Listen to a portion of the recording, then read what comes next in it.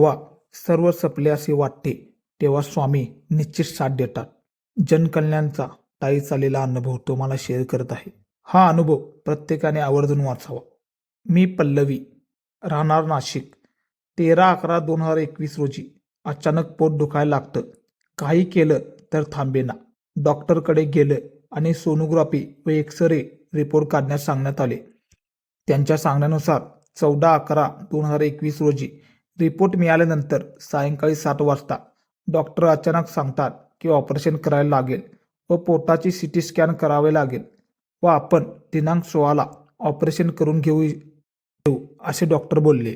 ते ऐकून पायाखालची जमीनच हादरली. इतर सर्व संपर्कातील स्पेशालिस्ट डॉक्टरही हेच मत होते. नाही, ऑपरेशन तर करावेच लागेल. या मतावर सर्वांचा निर्णय येऊन ठेपला. मग काय केलं? स्वामी गुरुमाऊलींचा धाव आणि गुरुमाऊली म्हणजेच आपले श्री स्वामी समर्थ. रुपयाचं दान पुण्यमान म्हणजेच आपली जनकल्याण योजना.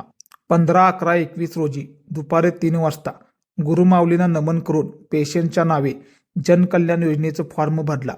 वडिलांच्या बाबतीतही जनकल्याण योजनेची प्रचंड अनुभव आलेला होता.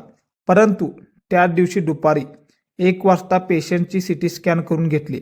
दुपारी 3:30 वाजता बरोबर रिपोर्ट मिळणार होते. मनात एकच दस्ती होती, ऑपरेशन करावे लागल.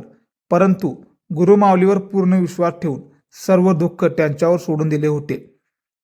तर ठीक ठरलेल्या वेळात रिपोर्ट मिळाले. डॉक्टरांना दाखवले आणि डॉक्टरचे बोलणे ऐकून अक्षरशः डोळे अश्रू अनावर आले. ऑपरेशन करायची काहीच गरज नाही, सर्व ठीक आहे. मैं गया नहीं जिंदा हूँ या वचनाची प्रचंड प्रचिती आली. अशक्य शक्य करतील स्वामी, भिवू नकोस, मी तुझ्या पाठीशी आहे. सेवेकरी बंधून यावरून एकच गोष्ट मनाला स्पर्श करून गेली की जनकल्याण योजनेचं फॉर्म भरल्यानंतर तूर्त अर्धा तासात होत्याचं नव्हतं झाले.